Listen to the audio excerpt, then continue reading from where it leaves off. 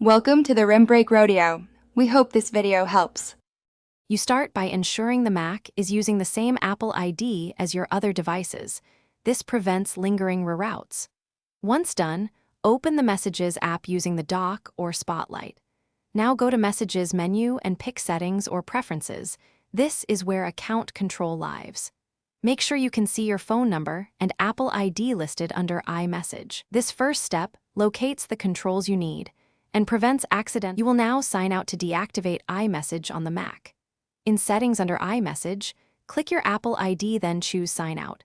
Confirm any prompts to remove messages locally if you don't want them kept on that Mac. If Messages in iCloud is enabled, uncheck it first so you don't trigger a cloud sync removal you didn't intend. Signing out severs the Mac from receiving iMessages while preserving your account on other devices. Finish by restarting the Messages app or rebooting the Mac to ensure changes apply. Then verify on your iPhone under Settings, right arrow Messages, right arrow Send, and receive that your phone number remains enabled and the Mac no longer appears.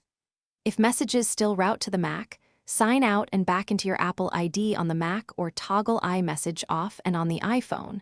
This forces a refresh of device lists.